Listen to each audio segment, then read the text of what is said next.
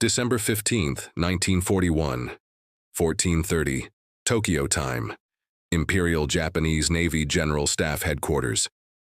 8 days after Pearl Harbor, Admiral Isoroku Yamamoto sits across from Army Chief of Staff General Hajime Sugiyama. Between them lie maps of the Pacific Ocean, reconnaissance photographs of American West Coast defenses, and intelligence reports on American industrial capacity. The Army wants to discuss next steps. Some officers are suggesting follow-up operations against the American mainland. Yamamoto has spent the last week doing calculations. The numbers are devastating. In this meeting, Yamamoto will explain why Japan cannot invade the American mainland. Not because of rifles behind blades of grass. That famous quote is apocryphal, invented decades after the war. Not because of armed civilians, though that's a popular myth. The real reasons are mathematical, logistical, and industrial. The real reasons involve ocean distances, supply tonnage calculations, and production capacity ratios that make invasion not just difficult, but arithmetically impossible. Let me tell you about the moment when Japanese military leadership confronted the mathematics of Pacific warfare. The moment when staff officers calculated supply requirements and realized the numbers didn't work. The moment when strategic planners looked at distances, looked at American industrial output, and understood that Pearl Harbor hadn't crippled America. It had awakened industrial capacity that would overwhelm Japan completely. But first, let me correct a persistent myth. Because understanding what Japanese commanders actually said requires separating legend from documented history. The rifle behind every blade of grass, quote attributed to Yamamoto, doesn't appear in any Japanese military document from the war. It doesn't appear in Yamamoto's personal letters. It doesn't appear in meeting minutes from Imperial General Headquarters. It doesn't appear in post-war interrogations of Japanese officers. The quote first appeared in American gun rights literature in the 1970s, 3 decades after the war ended, without citation or source. This doesn't mean Japanese planners were unaware of American civilian firearms ownership. They knew American hunters owned rifles. Intelligence reports mentioned American gun culture. But this wasn't the primary factor, or even a significant factor in Japanese strategic calculations. The real factors were logistics, distance, and industrial capacity. These were the considerations that made mainland invasion impossible. Let me tell you what Japanese planners actually calculated in December 1941, because the real mathematics are more interesting than the myth. Admiral Yamamoto had indeed spent years in America. From 1919 to 1921, he studied at Harvard University. From 1926 to 1928, he served as naval attaché in Washington. He traveled across America, observed American society, and developed understanding of American industrial capacity that most Japanese officers lacked. His observations about America were based on what he had seen: massive factories, endless resources, and industrial efficiency that Japan couldn't match. But Yamamoto never claimed civilian guns made invasion impossible. His actual documented statements focused on industrial production.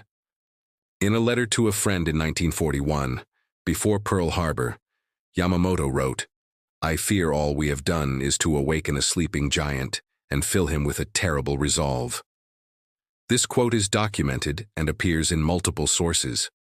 It refers to American industrial might and national character, not civilian firearms.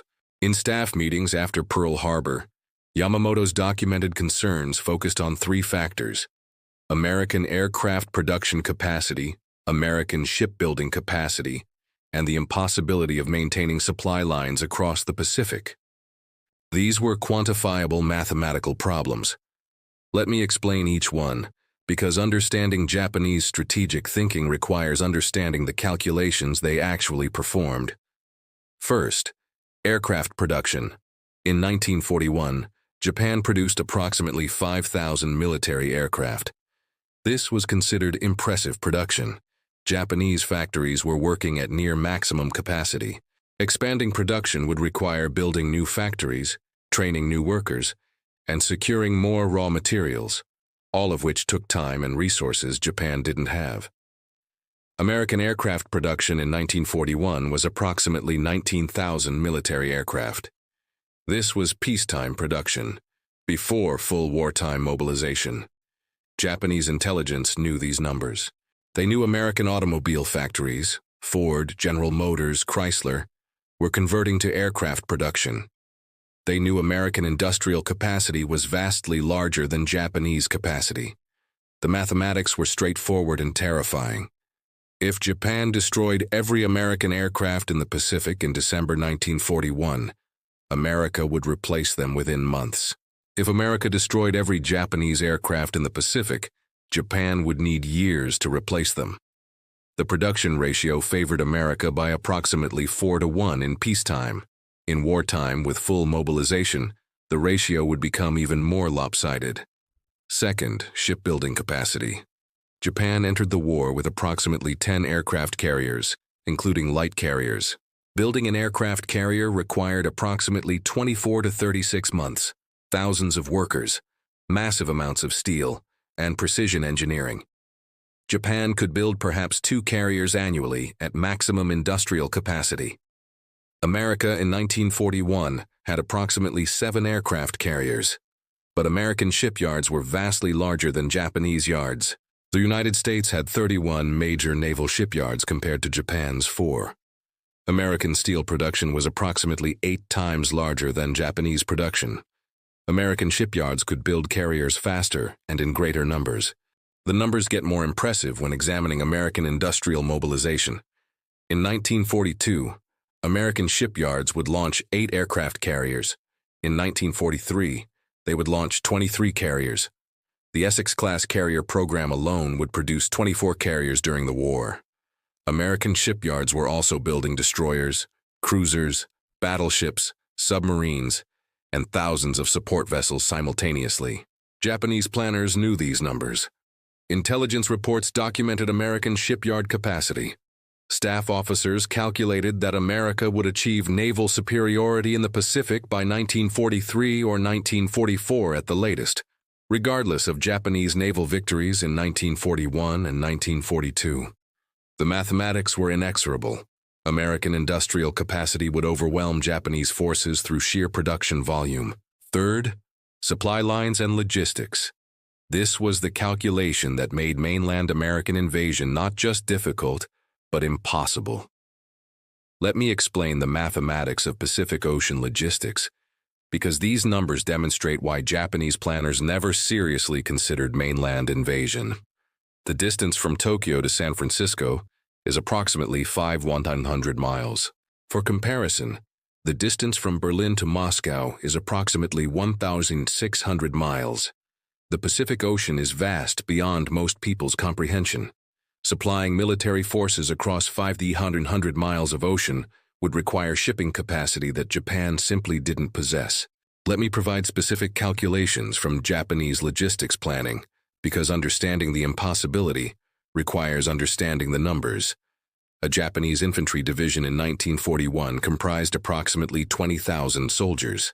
Daily supply requirements for a division in combat included 200 tons of ammunition, 50 tons of food, 20 tons of fuel, 30 tons of equipment and spare parts, plus medical supplies, replacements, and miscellaneous items.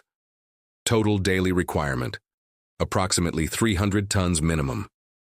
To invade the American West Coast, Japan would need minimum 10 divisions for the initial assault wave, preferably 15 to 20 divisions to secure beachheads and advance inland. 10 divisions equals 200,000 soldiers requiring 3,000 tons of daily supply. 20 divisions equals 400,000 soldiers requiring 6,000 tons of daily supply. But soldiers need transport to reach America. In 1941, a standard Japanese transport ship carried approximately 5,000 soldiers. To transport 200,000 soldiers required 40 transport ships for personnel alone. Transport ships also needed to carry initial supplies, ammunition, food, fuel, and equipment for the assault. Realistically, transporting 200,000 soldiers with sufficient supplies for initial operations required approximately 150 to 200 cargo ships. These ships would take approximately 15 days to cross the Pacific from Japan to California, assuming favorable weather and no opposition. This created a fundamental problem. How do you protect 200 cargo ships crossing 5,100 miles of ocean?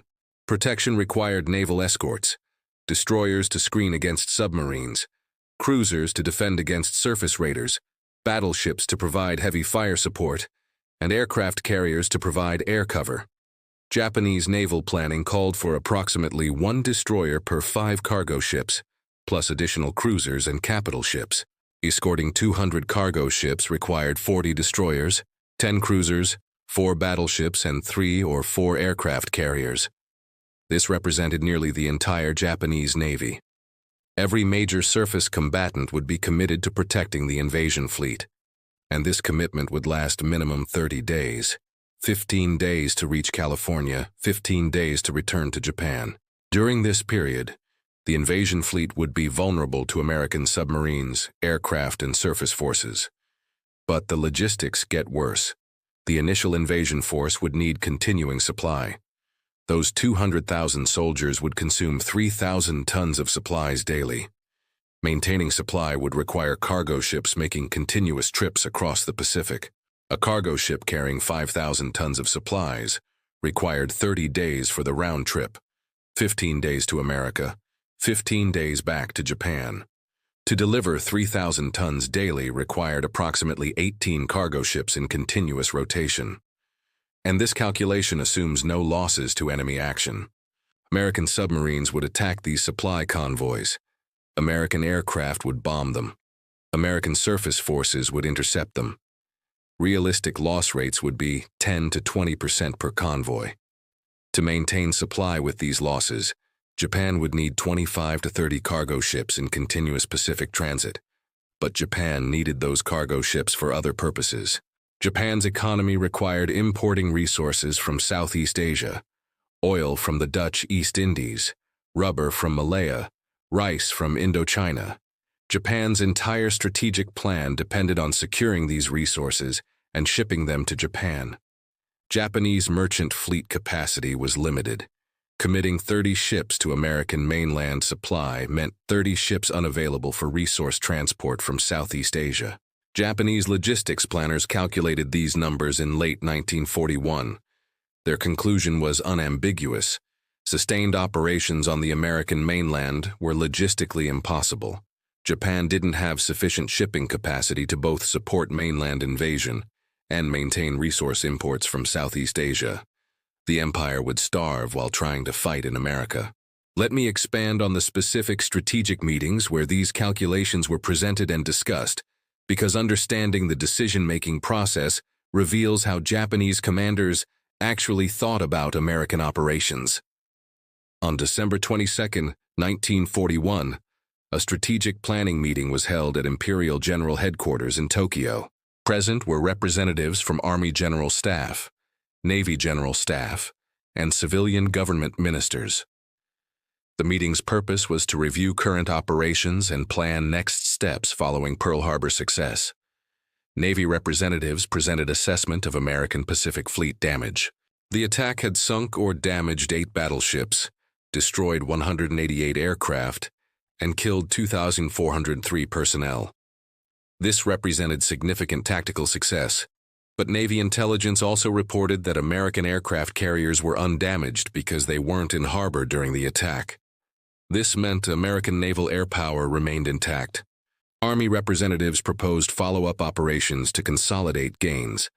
Some officers suggested attacks on Hawaii, Panama Canal, or American West Coast to further damage American morale and capability.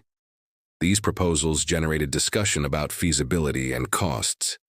Admiral Osami Nagano, Chief of Naval General Staff, requested logistics assessment for proposed operations. Navy logistics officers presented calculations showing that occupying Hawaii would require minimum 60,000 troops for garrison duty, approximately 2,000 tons of daily supply, and continuous convoy protection across 3,400 miles of ocean. Current naval commitments to Philippine invasion, Dutch East Indies operations, and Southeast Asian campaigns meant insufficient naval forces were available to both execute new operations and maintain existing commitments. Army Chief of Staff Sugiyama argued that Army forces were fully committed to southern operations and couldn't divert divisions for Hawaii or mainland American operations without jeopardizing primary strategic objectives. The Southern Operation Plan called for capturing Philippines, Malaya, Dutch East Indies, and Burma. These operations required all available ground forces. No reserve divisions existed for additional major operations. Foreign Minister Shigenori Togo raised concerns about American industrial response. He noted that American factories were beginning mobilization and would produce increasing quantities of war material. He suggested that extending war through additional operations against American territory would delay achieving primary objective, securing resource territories and establishing defensive perimeter. The meeting concluded with decision to focus on southern operation as planned. No follow-up attacks on Hawaii or American mainland would be authorized. Available forces would concentrate on capturing Southeast Asian resource territories. The defensive perimeter would be established as rapidly as possible. Once established, Japan would wait for American negotiation overtures. This meeting represents the highest level of Japanese strategic planning after Pearl Harbor. Notice what wasn't discussed: detailed invasion plans for American mainland. The discussion centered on logistics, force commitments, and strategic priorities. The conclusion was that available forces and logistics capacity had to focus on achievable objectives, not fantastical operations against distant, heavily defended American territory. Let me tell you about another critical meeting in June 1942, after the Battle of Midway, because this meeting reveals how Japanese strategic thinking evolved after suffering major naval losses. On June 10, 1942, Navy leadership met to assess Midway defeat and its strategic implications. Japan had lost 4 fleet carriers, Akagi, Kaga, Soryu, and Hiryu, along with numerous aircraft and trained pilots. This represented approximately 1/3 of Japanese carrier strength lost in a single battle. Admiral Yamamoto, who had planned the Midway operation, presented his assessment. He acknowledged the defeat was catastrophic for Japanese naval air power. Carrier losses could be replaced eventually through shipbuilding, but trained pilots who had died couldn't be quickly replaced. Japanese pilot training program required 18 to 24 months to produce fully qualified carrier pilots. The aviators lost at Midway represented years of training investment. Navy logistics officers presented sobering statistics about carrier replacement. Japan had 4 large carriers under construction: Taiho, Shokaku, Hio, and Junyo. The meeting discussed strategic options. Some officers proposed attacking American supply lines to Australia, cutting American advance across Southwest Pacific. Others suggested concentrating forces for decisive battle to regain naval initiative. Admiral Nagano questioned whether decisive battle was achievable, given emerging American numerical superiority. The discussion turned to fundamental strategic reality. Japan was losing the production war. Every month, American factories produced more aircraft, while Japanese production remained relatively static. Every month, American shipyards launched more vessels, while Japanese shipyards struggled to replace losses. The mathematics of industrial competition were turning against Japan. Foreign Minister Togo, attending the meeting as observer, stated, "We must consider seeking negotiated peace, while our position isn't yet hopeless. American industrial mobilization will make our military position progressively worse with each passing month. If we wait until 1944 or 1945, we will have no negotiating leverage remaining." But Japanese military culture couldn't accept negotiating from anything except perceived strength. Officers argued that seeking peace after Midway defeat would appear weak. Japan needed victories to establish negotiating position. The meeting concluded with decision to continue defensive perimeter strategy while seeking opportunities for tactical victories that might create conditions for favorable peace negotiations. Again, notice what wasn't discussed: offensive operations against American mainland. After Midway, with carrier forces reduced, naval leadership didn't propose American raids or attacks. They understood their forces were insufficient for operations 5,000 miles from bases, while simultaneously defending perimeter territories. Let me tell you about American submarine warfare and how it systematically destroyed Japanese ability to sustain any distant operations, because understanding submarine impact explains why Japanese logistics were doomed regardless of surface naval strength. In December 1941, the United States Navy had 51 submarines based in Pearl Harbor and 23 submarines based in Manila. These 74 submarines represented America's primary offensive capability immediately after Pearl Harbor. While American surface fleet recovered from Pearl Harbor damage, submarines began operations against Japanese shipping throughout the Pacific. American submarine strategy targeted Japanese merchant fleet.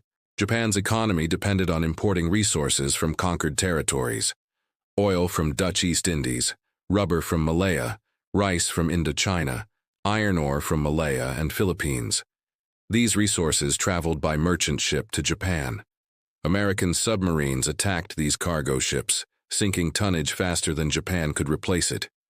The mathematics of merchant ship attrition were devastating for Japan. 1941, Japanese merchant fleet comprised approximately 6 million tons of shipping. In 1942, American submarines sank 180 Japanese merchant ships totaling 725,000 tons. Japan built approximately 260,000 tons of merchant shipping in 1942, meaning net loss of 465,000 tons. The merchant fleet shrank. In 1943, American submarines sank 284 merchant ships totaling 341,000 tons. Japan built 769,000 tons, meaning net loss of 572,000 tons. The fleet continued shrinking. In 1944, American submarines sank 492 ships totaling 2,387,000 tons. Japan built 1,699,000 tons, meaning net loss of 688,000 tons. The cumulative losses were crushing. By 1945, Japanese merchant fleet had shrunk to approximately 1.5 million tons, 75% reduction from 1941 levels. This remaining tonnage was insufficient to supply Japanese home islands, much less support military operations. Food imports decreased, causing civilian rationing and malnutrition. Resource imports decreased, causing industrial production to collapse. Japan was being strangled by submarine blockade. These merchant ship losses directly affected Japanese ability to support distant military operations. Every cargo ship sunk was one less ship available to transport troops, supply forward bases, or evacuate wounded. The shrinking merchant fleet meant Japanese forces became progressively isolated. Let me provide specific example of how submarine warfare affected Japanese operations, because concrete example demonstrates abstract statistics. In early 1943, Japan attempted to reinforce garrison at Lae, New Guinea. The garrison required reinforcement to resist expected American advance. Japanese planners organized convoy of 8 transport ships carrying 6,900 soldiers of the 51st Division, plus supplies and equipment. The convoy was escorted by 8 destroyers for protection. On March 2, 1943, the convoy departed Rabaul heading toward Lae. American intelligence detected the convoy through signals intercept and reconnaissance.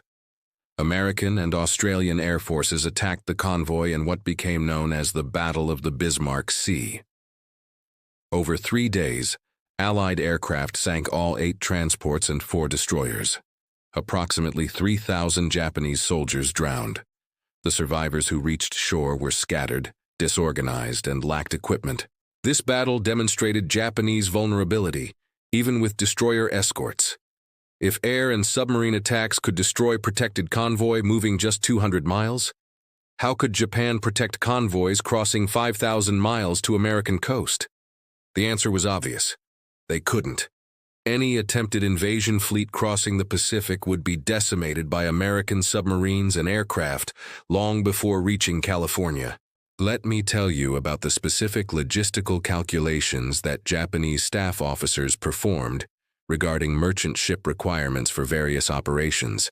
In February 1942, Japanese southern operations were concluding. Philippines, Malaya, Singapore, and Dutch East Indies had been captured.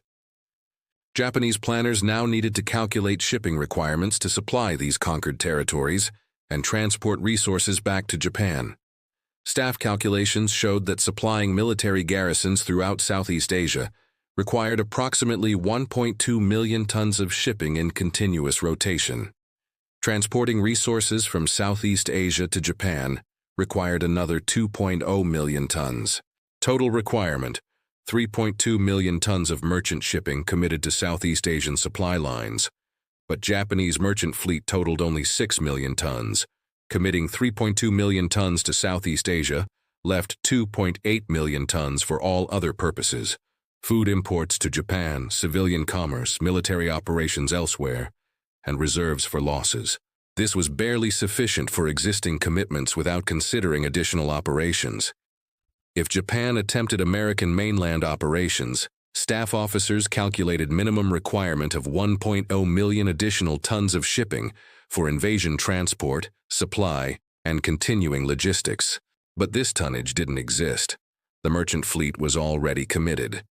Creating 1.0 million tons of additional capacity would require building new ships, approximately 200 cargo ships at 5,000 tons each. At Japanese shipbuilding rates, this would take 3 to 4 years. Therefore, American mainland operations were impossible in 1942, 1943, or 1944. By 1945, when sufficient ships might theoretically exist, submarine losses had actually reduced total available tonnage rather than increasing it. The mathematics demonstrated that invasion was never feasible at any point during the war. Let me tell you about Japanese petroleum supply and how fuel limitations made distant operations unsustainable, regardless of other factors. Japan's petroleum supply situation was critical from war's beginning. Japan produced negligible domestic oil. All petroleum had to be imported. Before war, Japan imported oil primarily from United States. American oil embargo in 1941 was a major factor causing Japanese decision for war. Japan's war plan depended on capturing Dutch East Indies oil fields. These fields produced approximately 50 million barrels annually, enough to supply Japanese needs if fields could be captured intact and oil transported to Japan. This calculation proved optimistic. Dutch forces sabotaged oil facilities before surrender. Repairing damage took months. Full production wasn't restored until late 1942. Meanwhile, Japan's military operations consumed oil faster than damaged fields could supply. Oil reserves dropped steadily throughout 1942. Transportation was an additional problem. Crude oil from Dutch East Indies had to ship approximately 2,500 miles to Japanese refineries. Refined petroleum products then shipped to forward bases for military use. This required tanker fleet shuttling continuously between Dutch East Indies and Japan. American submarines targeted tankers specifically because sinking tankers had multiplier effect on Japanese operations. In 1942, American submarines sank 23 Japanese tankers. In 1943, they sank 38 tankers. In 1944, they sank 80 tankers. These losses reduced Japan's ability to transport oil even when oil fields were producing. By late 1944, Japanese Navy was restricted to defensive operations near home islands, partly because fuel couldn't be transported to forward bases. Now apply these fuel constraints to hypothetical American mainland invasion. Moving invasion fleet from Japan to California required approximately 25,000 miles of total ship travel, considering all convoy vessels making round trips. This consumed enormous fuel quantities. Maintaining supply lines required continuous ship movement consuming additional fuel. Operating naval escorts required fuel. Operating aircraft required fuel. Japanese logistics officers calculated that supporting operations in American waters would consume fuel at rates that couldn't be sustained, given tanker losses and transportation constraints. Even if invasion succeeded in landing forces, maintaining supply would become impossible as fuel stocks depleted. Forces would be stranded without fuel for ships to supply them or aircraft to protect them. These fuel calculations were documented in Japanese planning documents captured after war. They show that logistics officers understood fuel limitations made distant operations unsustainable. Strategic planning had to account for these limitations. Let me tell you about comparative analyses Japanese intelligence conducted examining American versus Japanese industrial capacity, because these comparisons reveal what Japanese planners actually understood about relative strength. In August 1943, Japanese intelligence compiled a comprehensive report comparing American and Japanese production across multiple categories. The report was circulated to senior military and government leaders. Its findings were stark. Steel production. Japan produced 7.8 million tons of steel in 1943. United States produced 80.6 million tons. Ratio, 10.3 to 1. Aluminum production. Japan produced 140,000 tons. United States produced 920,000 tons. Ratio, 6.6 to 1. Shipbuilding. Japan built 769,000 tons of merchant shipping in 1943. United States built 13,500,000 tons. Ratio, 17.6 to 1. Aircraft production. Japan built 16,693 aircraft in 1943. United States built 85,898 aircraft. Ratio, 5.1 to 1. Tank production. Japan built 790 tanks in 1943. United States built 29,497 tanks. Ratio, 37.3 to 1. Automotive production. Japan built 1,920 trucks in 1943. United States built 697,000 trucks. Ratio, 363 to 1. These ratios demonstrated American industrial superiority across every category. In categories where direct military application was clearest, aircraft, ships, tanks, American production exceeded Japanese production by factors of 5 to 17. In categories supporting military logistics, trucks, steel, American superiority was overwhelming. The report concluded, enemy industrial capacity exceeds our own by order of magnitude in every category. Enemy production increases monthly, while our production remains static or decreases due to resource shortages and bombing. Material superiority grows progressively more unbalanced in enemy favor. Victory in production war is impossible. This assessment was distributed in August 1943. Japanese leadership knew, 19 months into war, that industrial competition was already lost. Yet war continued another 24 months because military culture couldn't accept surrender while forces remained capable of fighting, even when ultimate defeat was mathematically certain.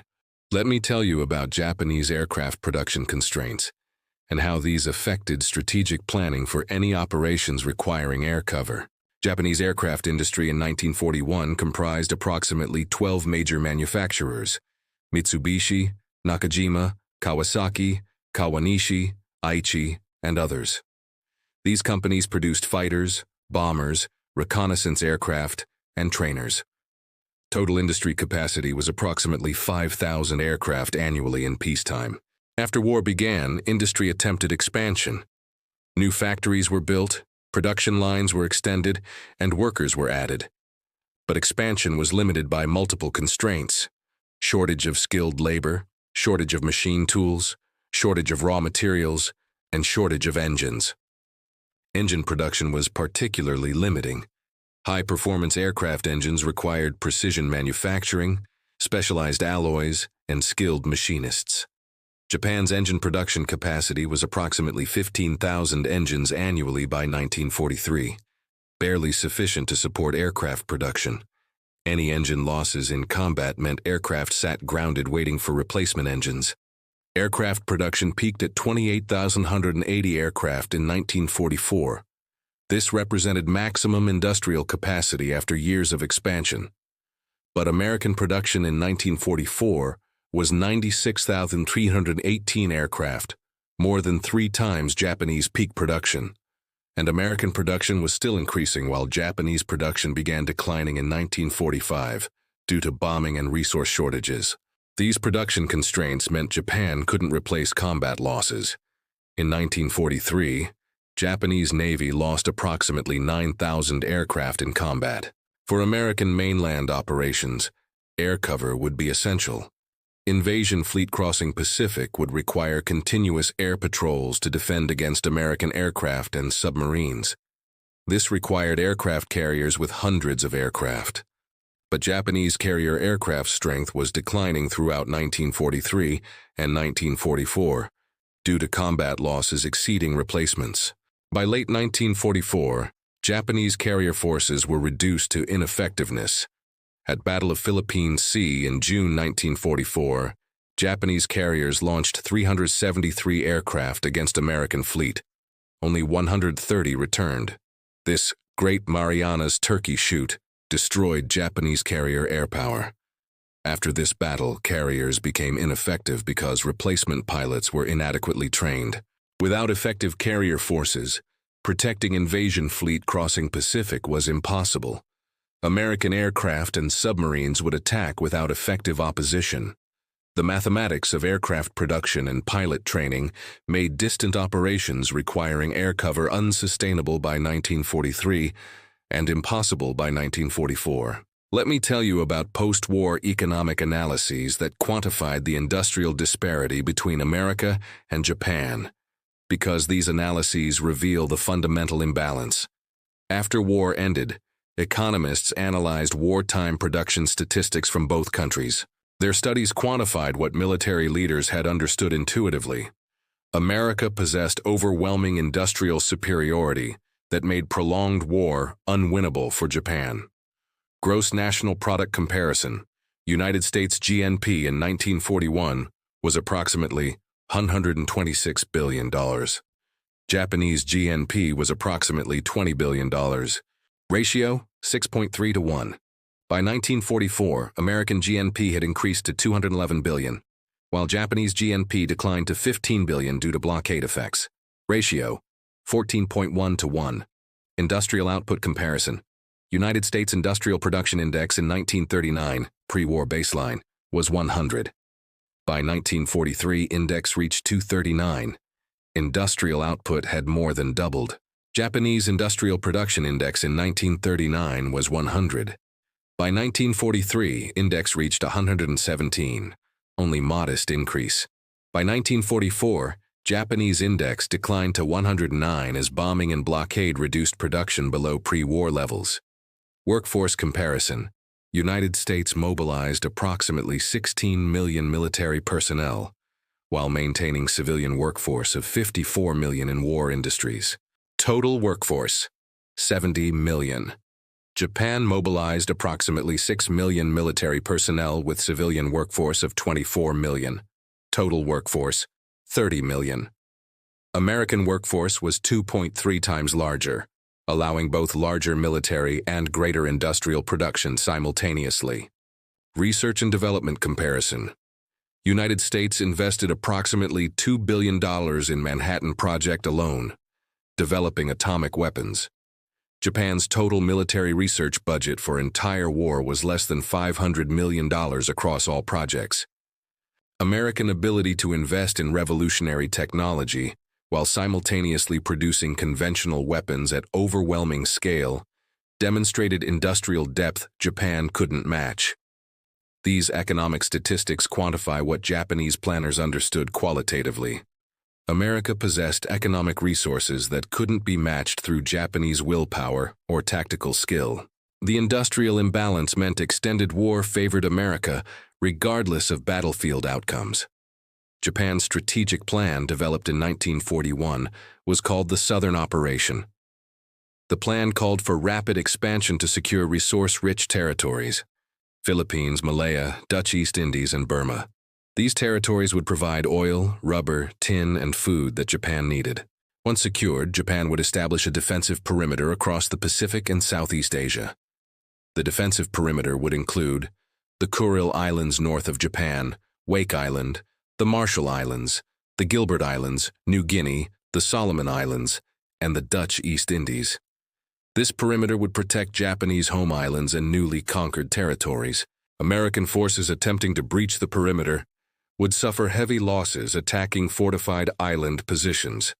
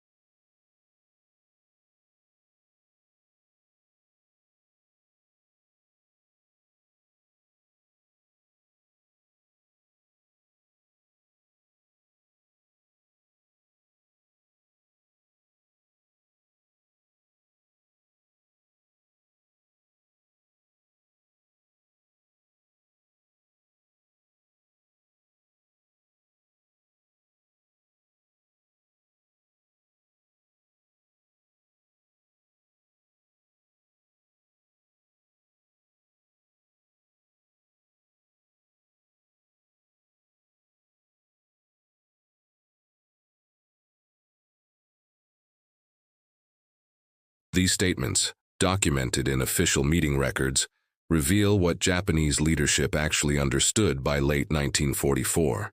They weren't calculating civilian firearms ownership in America. They were assessing their own inability to prevent American forces from doing whatever they wanted. They understood industrial disparity made military victory impossible. They hoped homeland defense casualties might force political settlement, but they understood this hope was desperate rather than realistic. In February 1945, another strategic assessment meeting occurred after fall of Iwo Jima, and as Okinawa campaign began. By this point, American bombers were destroying Japanese cities systematically. Japanese Navy was non-functional due to fuel shortages. Japanese Army was conserving forces for homeland defense, but lacked weapons, ammunition, and supplies to conduct effective operations. Navy Minister Yonai stated, "Imperial Navy cannot prevent enemy invasion. We have insufficient fuel to sortie remaining ships. Our air bases are destroyed faster than we can repair them. Enemy controls air and sea approaches to Japan completely." This assessment, made 5 months before surrender, acknowledged complete Japanese defeat. Yet war continued because military culture prevented surrender, while any forces remained capable of fighting. This extended suffering unnecessarily for both Japanese population and Allied forces preparing invasion. Let me tell you about the final strategic calculations that led to Japanese surrender, because these calculations reveal what ultimately convinced leadership to accept defeat.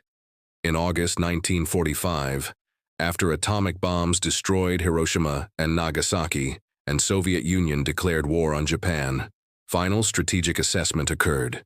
The assessment was brutally clear. Continued resistance was pointless.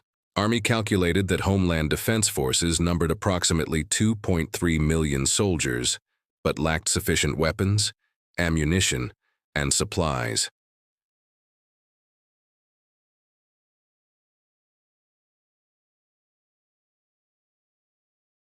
Equipment losses couldn't be replaced due to destroyed factories. Navy calculated that remaining fleet comprised fewer than 50 operational warships without fuel to sortie. Submarine force was reduced to ineffectiveness. No carriers remained operational. Naval contribution to homeland defense would be negligible. Air Force calculated approximately 10,000 aircraft nominally available, but most were training aircraft or obsolete types unsuitable for combat. Pilot quality was poor due to abbreviated training. Fuel stocks were nearly exhausted. Planned kamikaze operations might inflict casualties, but couldn't prevent invasion. These calculations demonstrated that homeland defense was desperate gesture rather than realistic military strategy. Forces existed but couldn't be effectively employed. Casualties would be horrific, but outcome was predetermined. Continuing war meant national annihilation without possibility of achieving anything except additional suffering. Foreign Minister Togo presented these calculations to Emperor Hirohito, arguing that immediate surrender was absolutely necessary to preserve the Japanese people and nation. War Minister Anami strongly argued for continued resistance despite the hopeless position. Navy Minister Yonai supported immediate surrender. Emperor decided for surrender, ending debate. Let me provide comparative numbers because comparison demonstrates the impossibility of Japanese victory through industrial competition. In 1943, at peak efficiency, Japanese factories produced approximately 16,000 military aircraft. American factories produced 86,000 aircraft the same year. The ratio was 5.4 to 1 in America's favor. For every Japanese aircraft produced, America produced 5. In 1943, Japanese shipyards launched approximately 260,000 tons of naval vessels. American shipyards launched 3,200,000 tons. The ratio was 12.3 to 1 in America's favor. For every ton of Japanese naval vessel, America launched 12 tons. In 1943, Japanese factories produced approximately 800 tanks. American factories produced 29,000 tanks. The ratio was 36.3 to 1 in America's favor. For every Japanese tank, America produced 36. These ratios meant that trading losses with America was suicide for Japan. If Japan destroyed one American aircraft carrier, America would build 3 replacements within a year. If America destroyed one Japanese carrier, Japan might replace it after 2 years.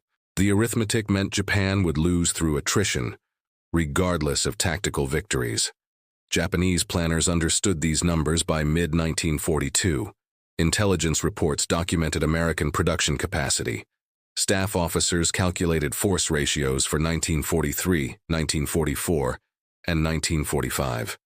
Every calculation showed American strength increasing, while Japanese strength remained static or decreased. The mathematics of attrition guaranteed Japanese defeat in prolonged war. Let me tell you what Japanese military leaders actually said in documented sources, because their real statements are more revealing than apocryphal quotes. In October 1943, Admiral Osamu Nagano, Chief of Naval General Staff, stated in a meeting, "We are now facing an enemy whose industrial capacity far exceeds our own. Every month that passes increases their advantage. We cannot win a war of production." This statement was recorded in meeting minutes discovered after the war. In November 1943, Army Chief of Staff Sugiyama stated, "American production of aircraft and ships continues to increase, while our production remains insufficient. We cannot replace losses at the rate we are suffering them."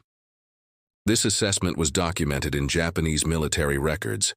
In February 1944, Navy Minister Shigetaro Shimada reported to Emperor Hirohito, "American industrial production has exceeded all estimates. Their naval strength is now superior to our combined fleet. Their aircraft production allows them to replace all losses within weeks. We face overwhelming material superiority." This report was documented in Imperial household records. These statements reveal what Japanese leadership actually understood. They were losing a war of industrial production. American capacity was overwhelming Japanese forces through sheer volume of equipment. This was the reality Japanese planners confronted, not fears about civilian rifles. Let me tell you about Japanese strategic debates in 1942 and 1943, because understanding these debates reveals what options Japanese leadership considered. After Midway in June 1942, Japanese naval strength was reduced but still substantial. The combined fleet had lost 4 carriers but retained other major warships. Some officers proposed aggressive operations to regain initiative, attack American supply lines to Australia, raid American West Coast ports, attempt to draw American forces into decisive battle. These proposals were rejected on logistics grounds. Raiding the American West Coast would require carrier task forces operating 5,000 miles from Japanese bases. Fuel requirements made such operations unsustainable. American submarines and aircraft would attack any Japanese forces approaching the coast. The risk was enormous with minimal strategic benefit. Instead, Japanese strategy focused on defensive perimeter warfare. Fortify island positions, inflict maximum casualties on American forces attempting to advance, and hope America would negotiate peace rather than suffer years of bloody campaigns. This was realistic strategy given Japanese industrial limitations. Defensive warfare required fewer resources than offensive operations and played to Japanese strengths in prepared positions. In July 1945, after atomic bombs destroyed Hiroshima and Nagasaki, and Soviet Union declared war, Japanese leadership met to discuss surrender. The meeting was recorded by multiple participants who survived the war. Their statements reveal what they actually understood. Foreign Minister Shigenori Togo stated, "Continuing war is pointless. American industrial power has made our position hopeless.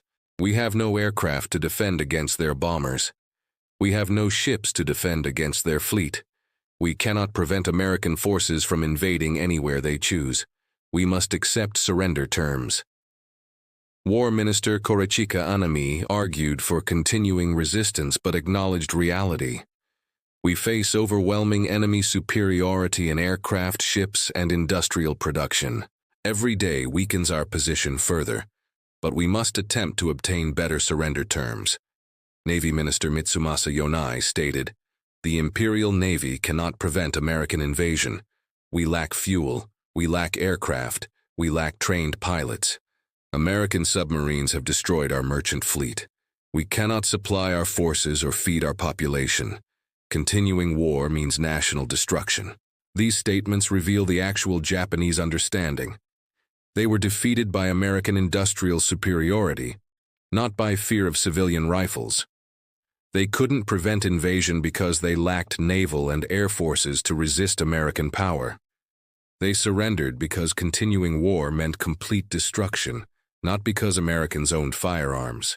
Let me tell you about comparative analysis between Japanese Pacific strategy and German Atlantic strategy, because comparison reveals why distance and logistics made Pacific invasion fundamentally different from European warfare. Germany successfully invaded and occupied most of Western Europe in 1940. German blitzkrieg tactics overwhelmed France, Belgium, Netherlands, and other countries in weeks. German forces advanced hundreds of miles, captured millions of prisoners, and established occupation governments. This success demonstrates that determined military forces can conquer other nations. But Germany never successfully invaded Britain despite being only 21 miles across the English Channel. Operation Sea Lion, the planned German invasion of Britain, was cancelled because Germany couldn't achieve naval and air superiority necessary for successful amphibious assault. The English Channel, narrow as it is, represented an obstacle Germany couldn't overcome without control of sea and air approaches. If Germany couldn't invade Britain across 21 miles, how could Japan invade America across 5,100 miles? The comparison demonstrates the impossibility.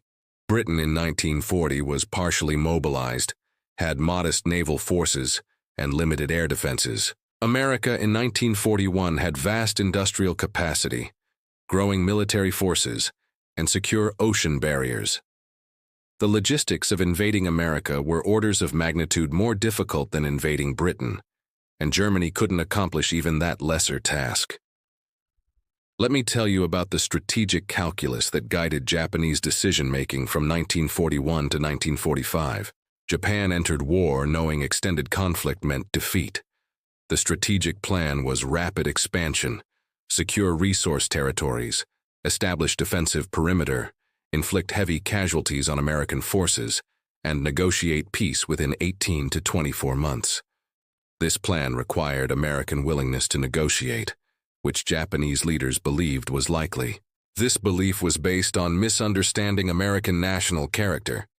Japanese leaders assumed Americans valued lives over territory and would negotiate peace if casualties became severe. But Americans demonstrated opposite characteristics: willingness to accept casualties, determination to achieve total victory, and industrial mobilization that increased strength rather than depleting it. By 1943, Japanese leaders realized their strategic assumptions were wrong. America wasn't negotiating. American forces were advancing steadily. American production was overwhelming Japanese capacity, but changing strategy required admitting failure, which Japanese military culture made difficult. Leaders continued prosecuting lost war rather than accepting defeat. Let me tell you about the actual documented intelligence reports Japanese forces gathered about American defenses, because these reports reveal what Japanese planners actually knew and feared. Japanese intelligence services monitored American military buildup throughout 1941 and 1942.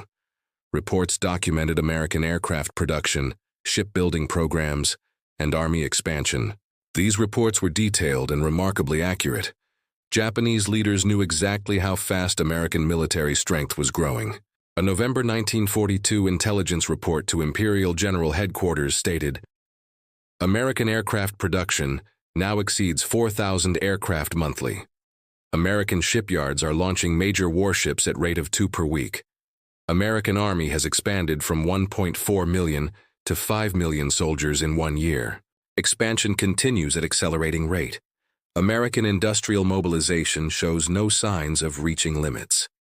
A March 1943 Naval Intelligence report stated, "American submarine force has increased from 50 boats to 150 boats operational in Pacific. Submarine attacks on merchant shipping are increasing monthly. Current loss rate exceeds our shipbuilding capacity. If current trends continue, merchant fleet will be unable to sustain imports by late 1944. A July 1943 Army intelligence report stated, American forces have achieved air superiority in Southwest Pacific. Japanese aircraft losses cannot be replaced at current production rates. American aircraft numbers increase monthly, while Japanese numbers decline. Air superiority will shift decisively to American forces by 1944. These reports demonstrate what Japanese intelligence actually monitored: military production, naval strength, air power, and strategic trends. The reports focused on quantifiable military factors, not civilian firearms ownership. Japanese concerns centered on material factors they could measure and calculate. Let me tell you about the post-war interrogations of Japanese military leaders, because their statements after defeat reveal what they actually believed during the war.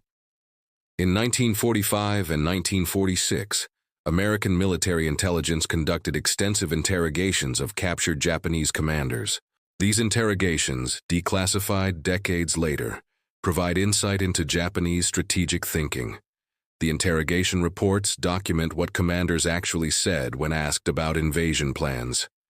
Admiral Soemu Toyoda, last commander-in-chief of the combined fleet, stated in interrogation, "We never considered invading American mainland. The distance made supply impossible. We lacked merchant shipping for such operation. American naval strength made approach impossible. The idea was never seriously discussed." General Yoshijiro Umezu, Chief of Army General Staff, stated, "Army planning focused on defending perimeter territories and preparing homeland defense. Offensive operations against American mainland were never planned. We lacked capability for such operations." Admiral Takejiro Onishi, architect of kamikaze tactics, stated, "Our strategy was defensive after 1942. We hoped to inflict sufficient casualties that America would negotiate peace. Invading American mainland was fantasy, not realistic military planning." These statements confirm that Japanese military leadership never seriously planned American mainland invasion. The strategic situation made such plans impossible. Japanese forces were stretched defending conquered territories. They lacked resources for additional major operations. The idea that civilian firearms deterred invasion plans that never existed is historically baseless. Let me tell you about American strategic planning and how American commanders prepared for possible Japanese attacks, because American defensive preparations reveal what they actually expected. After Pearl Harbor, American military established coastal defense commands on the West Coast. These commands coordinated Army, Navy, and Air Force assets to defend against possible Japanese attack. But American planners didn't expect invasion. They expected raids. Intelligence assessments concluded Japan might attempt raids on ports, attacks on shipping, or submarine warfare near the coast. These operations were realistic possibilities, but intelligence assessments stated invasion was unlikely, because Japan lacked capability for sustained operations 5,000 miles from home bases. American defensive preparations focused on preventing raids, protecting shipping, and establishing early warning systems. Coastal artillery batteries, air patrols, and naval patrols were established. Blackout regulations were implemented in coastal cities. These precautions were reasonable, given uncertainty about Japanese intentions. But military planners didn't expect major invasion. The Japanese submarine campaign against American West Coast shipping in early 1942 proved American assessments correct. Japanese submarines sank approximately 10 merchant ships near California, Oregon, and Washington. These sinkings caused concern, but weren't strategic threat. Japanese submarines couldn't sustain campaign because of distance from bases. By March 1942, Japanese submarine attacks near American coast essentially ceased because submarines were needed elsewhere. Let me tell you about the actual American territory Japan successfully attacked and what these attacks reveal about Japanese capabilities. In February 1942, Japanese submarine I-17 shelled an oil facility near Santa Barbara, California. The attack caused minor damage to infrastructure but no casualties. The attack demonstrated Japanese ability to reach American coast, but revealed limitations. A single submarine with limited ammunition could harass coastal targets, but couldn't inflict strategic damage. In September 1942, a Japanese float plane launched from Submarine I-25 dropped incendiary bombs on forests in Oregon, attempting to start forest fires. The attacks caused minor fires that were quickly extinguished. This was the only aerial bombing of continental United States during World War II. The attack demonstrated Japanese ingenuity, but also desperation. Using submarines to launch float planes for minor attacks revealed Japan's inability to conduct meaningful operations against American mainland. From November 1944 to April 1945, Japan launched approximately 9,000 Fugo balloon bombs toward North America. These balloons, carried by high-altitude winds, were designed to start forest fires and cause panic. Of 9,000 launched, approximately 300 reached North America. Most landed in remote areas, causing no damage. 6 people in Oregon were killed by one balloon, the only American mainland casualties from Japanese attack during the war. These attacks, submarine shelling, float plane bombing, balloon bombs, represent the totality of Japanese operations against American mainland. They were nuisance attacks demonstrating reach, but not capability for sustained operations. They proved Japanese forces could occasionally touch American territory, but couldn't threaten it strategically. Let me tell you about the evolution of the myth and why historically inaccurate stories sometimes persist in cultural memory. The rifle behind every blade of grass myth serves several cultural purposes. For gun rights advocates, it validates civilian firearms ownership as national defense measure. For Americans generally, it reinforces narratives about individualism and self-reliance. For veterans and military enthusiasts, it provides satisfying story about American strength. These cultural purposes explain why myth persists, despite historical inaccuracy. The myth also simplifies complex history into easily understood narrative. Industrial production ratios, logistics calculations, and strategic planning are complicated and require detailed explanation. Armed civilians deterred invasion is simple and emotionally resonant. Humans prefer simple narratives to complex reality, even when simple narratives are false. Historical accuracy matters because understanding real factors reveals more impressive truth. America didn't deter Japanese invasion through civilian firearms. America deterred Japanese invasion through industrial mobilization that produced aircraft, ships, and weapons at rates Japan couldn't match.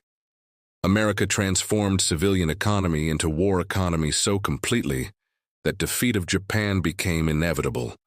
This is more impressive achievement than simply owning rifles. Let me conclude with the actual lessons from Japanese strategic calculations about America. Japanese military leadership understood from the beginning that extended war with America meant defeat. They gambled that rapid expansion and early victories would lead to negotiated peace. When America refused to negotiate and instead mobilized completely for total victory, Japanese defeat became mathematically certain. The mathematics were visible in production numbers. American factories outproduced Japanese factories by factors of 5, 10, or 30, depending on weapon type. These production advantages meant America could replace losses, while Japan couldn't. Attrition warfare favored America overwhelmingly. The mathematics were visible in logistics calculations. Supplying forces across Pacific Ocean required shipping capacity Japan didn't possess. Every mile from Japanese bases increased vulnerability to American submarines and aircraft. Operations 5,000 miles from Japan were unsustainable regardless of tactical successes. The mathematics were visible in strategic assessments. Japan's defensive perimeter couldn't be maintained against enemy with overwhelming material superiority. American forces could attack anywhere, forcing Japan to defend everywhere, spreading resources impossibly thin. Island garrisons were isolated and destroyed systematically. Japanese commanders understood these mathematical realities by 1943. Intelligence reports documented American industrial expansion. Strategic assessments predicted continued Japanese weakening. But military culture prevented acknowledging defeat until atomic bombs and Soviet entry made continued resistance obviously suicidal. December 15, 1941. Admiral Yamamoto explained to Army Chief Sugiyama why Japanese strategy had to focus on rapid expansion and negotiated peace. The alternative, extended war with America, meant certain defeat through industrial attrition. Yamamoto hoped early victories would bring America to negotiation table before American industrial capacity achieved full mobilization. That hope proved false. Pearl Harbor united America rather than intimidating it. American industrial mobilization exceeded Japanese estimates. By 1943, American strength was growing while Japanese strength declined. By 1944, American forces were advancing steadily toward Japan. By 1945, Japan faced invasion and destruction. Throughout this progression, Japanese military leadership never seriously considered invading American mainland. The idea was never realistic. The distances were too great. The logistics were impossible. The industrial disparity was overwhelming. Japanese forces were fully committed defending conquered territories and couldn't possibly sustain operations against American homeland. The myth of civilian rifles deterring invasion is comforting but false. The truth is more impressive. American industry mobilized so completely and produced so massively that Japanese defeat became mathematical certainty. Japanese commanders didn't fear American rifles. They feared American factories. And that fear proved entirely justified. That's the real lesson from December 1941. Industrial capacity and logistics determine modern warfare outcomes more than individual courage or tactical skill. Japan's military was skilled, determined, and initially successful. But Japan's industrial capacity couldn't sustain extended war against enemy whose factories outproduced them by factors of 10 or more. The mathematics were sovereign, and the mathematics guaranteed American victory from the moment industrial mobilization achieved full capacity. Private First Class James Robinson, mentioned at the beginning of this script, didn't die because Japanese planners feared American civilian rifles. Robinson died in Vietnam because his M16 rifle failed him in combat. That's a different story about different failures. But the connection illustrates important point. Understanding real history matters because myths obscure lessons we need to learn. Japan didn't fear American civilians with rifles. Japan feared American factories with assembly lines. That's the documented, historically accurate conclusion. And it's more impressive than the myth because it reveals what America actually achieved. Complete transformation of civilian economy into war economy that produced material in quantities that overwhelmed enemy through sheer industrial might. That's what Japanese high command actually said when they realized America couldn't be invaded. We face overwhelming industrial superiority. We cannot win war of production. We must seek negotiated peace before American material advantage makes our position hopeless. They were calculating production ratios and logistics constraints. They were doing mathematics. And the mathematics told them invasion was impossible, not because of rifles, but because of factories.